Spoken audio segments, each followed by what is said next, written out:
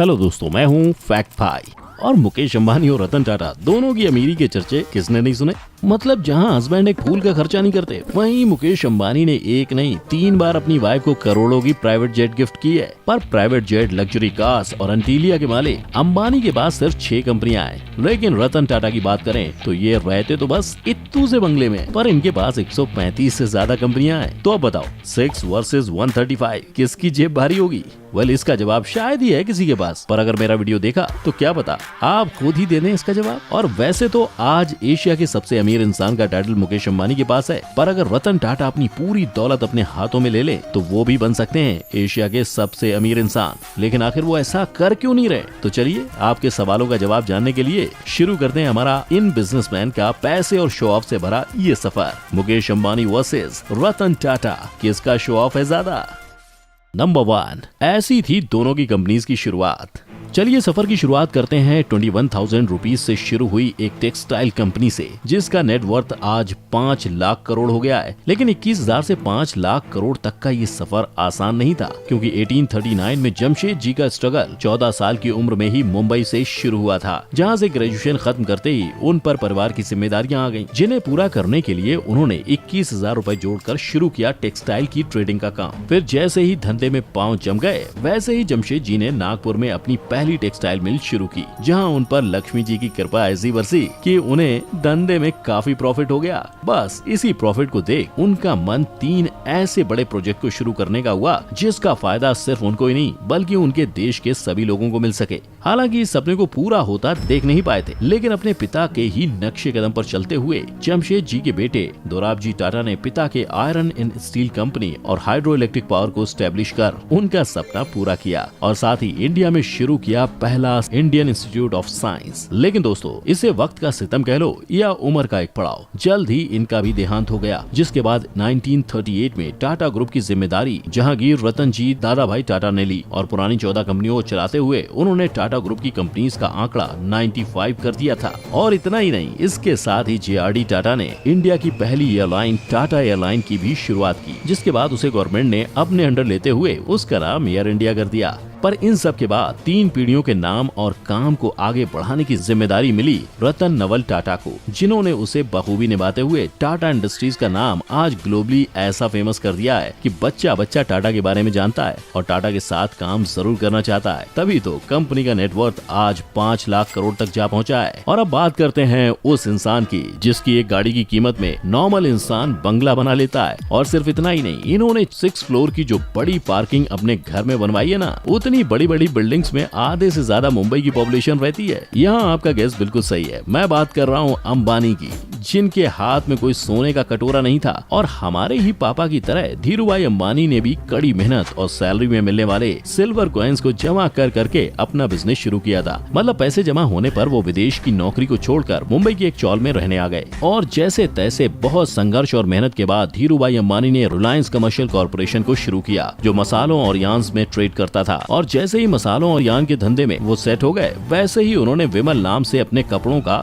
Business भी शुरू कर दिया। पर विमल लोगों को लुभाने में फेल हुआ, इसलिए उसको कस्टमर्स का अच्छा रिस्पांस नहीं मिला, जिसके बाद उसके स्टॉक में लोगों से इन्वेस्ट करवाने और उसके स्टॉक को बेचने का काम भी खुद धीरूभाई अंबानी को करना पड़ा। लेकिन अपने आप में ये काफी बड़ी बात है कि जिस टाइम लोग इन्वेस्ट जानते नहीं थे, उस टाइम धीरूभाई अंबानी ने विमल के IPO में लोगों से इन्वेस्ट करवाया था, और ऐसी इन्वेस्टमेंट करवाई थी जिसका फायदा कंपनी और इन्वेस्टर्स दोनों को भरपूर हुआ। और कुछ ही सालों में 70 करोड़ के रेवेन्यू वाले रिलायंस का रेवेन्यू 2002 में 75,000 करोड़ हो गया था। इस रेवेन्यू और बिजनेस में मिल रहे सक्सेस के चलते रिलायंस इंडस्ट्रीज का नाम फॉर्च्यून 500 में शामिल हुआ था। लेकिन शायद धीरूभाई के हिस्से में ही इतनी ही सक्सेस थी, इसीलिए तो उसी साल खराब तबीयत की वजह से उनकी डेथ हो गई। और उनकी मौत के बाद उनके पूरे बिजनेस को उनके दोनों बेटे मुकेश और अनिल अंबानी के बीच डिवाइड कर दिया गया। पर दोनों भाइयों के बिजनेस का तरीका काफी अलग था, इसीलिए जहां एक भाई कोर्ट में खुद गवाही दे रहा है कि उसकी नेटवर्थ 0 हो गई है, वहीं मुकेश अंबानी का नेटवर्थ 7,930 करोड़ डॉलर हो गया है।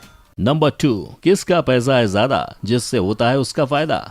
चलिए अब बात करते हैं इनके आज की यानी कि दोनों के पैसों की, क्योंकि ये सारी लड़ाई उसी की तो है। पर क्या आप जानते हैं 88 मिलियन के नेटवर्थ वाले मुकेश अंबानी रिलायंस रिटेल, रिलायंस पेट्रोलियम और रिलायंस जियो जैसी कई कंपनीज के मालिक हैं, परंतु वहीं 135 से ज्यादा कंपनीज की सब्सिडरीज होते हुए भी रतन टाटा का नेटवर्थ हमेशा अंबानी से कम रहा है और कभी कागजों पर दिखाई भी नहीं दिया है। पर आखिर क्यों? तो आइए जानते हैं।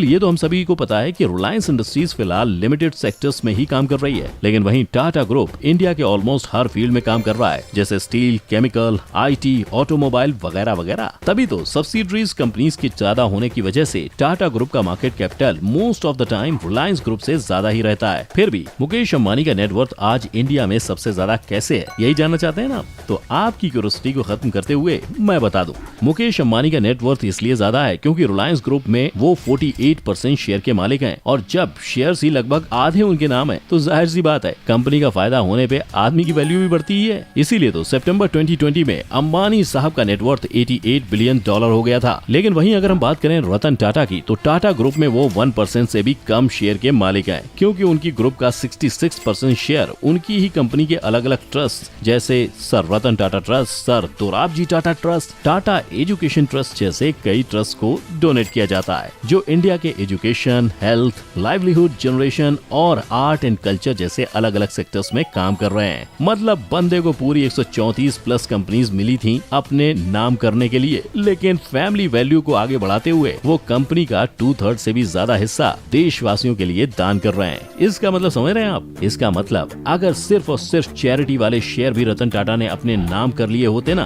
तो शायद आज वो न सिर्फ इंडिया के बल्कि पूरे एशिया के सबसे अमीर आदमी होते। लेकिन दोस्तों, कहीं इसका ये मतलब तो नहीं कि मुकेश अंबानी सिर्फ पेपर्स पर अमीर है, जबकि जेन्युइन पैसा रतन टाटा के पास है? ये तो सोचने वाली बात है। नंबर 3, जैसे खर्चे वैसे चर्चे।